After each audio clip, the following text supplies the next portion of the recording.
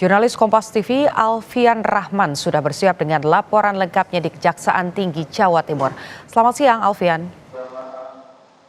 Alfian, Kajati bilang ada potensi tersangka baru. Siapa dan bagaimana profilnya?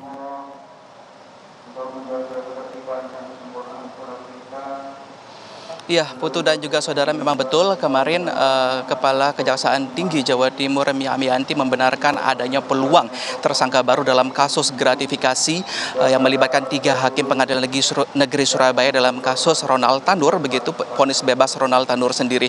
Namun kendati demikian, Mia Amianti tidak menyebutkan tersangka tersebut dari siapa, dengan profilnya sebagai apa. Namun pihak Kejati sudah menyimpan baik-baik profil dari tersangka tersebut dan akan ditindaklanjuti oleh Kejagung. Sementara itu pernyataan Mia, Ketua Kejati Jatim ini juga diperkuat oleh Abdul Kohar, Direktur Penyidikan Jaksa Agung Muda Bidang Tindak Pidana Khusus atau Jampitsus Kejagung, yang menyatakan memang nantinya akan ada potensi tersangka tambahan yang diduga akan juga menyeret dari keluarga Ronald Tanur sendiri terkait sumber dari uang yang digunakan untuk gratifikasi yang jika ditotal sebesar 20 miliar rupiah ditemukan berada di 3 hakim pemutus atau pemvonis bebas dari Ronald Tanur pada Juli 2024 lalu. Ketiga hakim itu sendiri merupakan Herintu Adamanik sebagai ketua hakim, Mangapul dan juga Heru Hanindio sebagai anggota hakim. Dari proses OTT yang ditemukan tersebut ada beberapa miliar rupiah dan juga mata uang asing yang akhirnya dikumpulkan sebagai alat bukti gratifikasi yang nantinya akan masih dilakukan proses penyidikan lebih lanjut oleh penyidik Kejagung.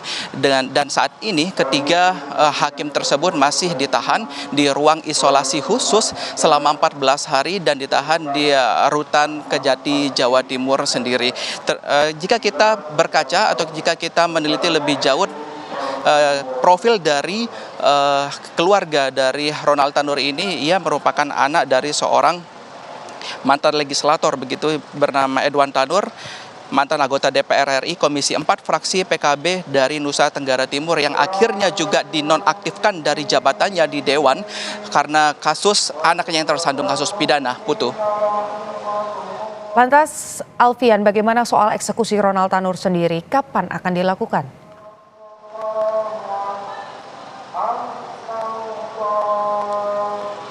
Ya, Putu, terkait eksekusi atau penangkapan dari Ronald Tanur sendiri ini, pihak Kejati Jawa Timur masih menunggu salinan resmi dari vonis 5 tahun penjara yang dikeluarkan oleh Mahkamah Agung pada kemarin. Hingga saat ini sendiri memang Kejati Jawa Timur hanya baru menerima rilis terkait vonis tersebut, belum menerima salinan resmi atau salinan asli dari putusan tersebut. Nantinya jika salinan tersebut sudah diterima langsung oleh Kejati, maka nanti akan berkoordinasi dengan pihak Kejagung, penyidik Kejati dan juga pihak penyidik Kejagung untuk segera memproses atau menangkap di mana Ronald Tanur, dan memang hingga saat ini sendiri diakui oleh Kejati Jawa Timur yang telah berkoordinasi dengan pihak imigrasi bahwa memang Ronald Tanur sendiri masih berada di Indonesia. Kendati memang demikian beberapa waktu lalu yang bersangkutan juga melaksanakan atau melakukan perjalanan ke luar negeri ke beberapa negara baik itu Singapura dan Thailand. Namun dari pihak imigrasi sendiri memastikan bahwa Ronald Tanur sudah kembali ke Indonesia,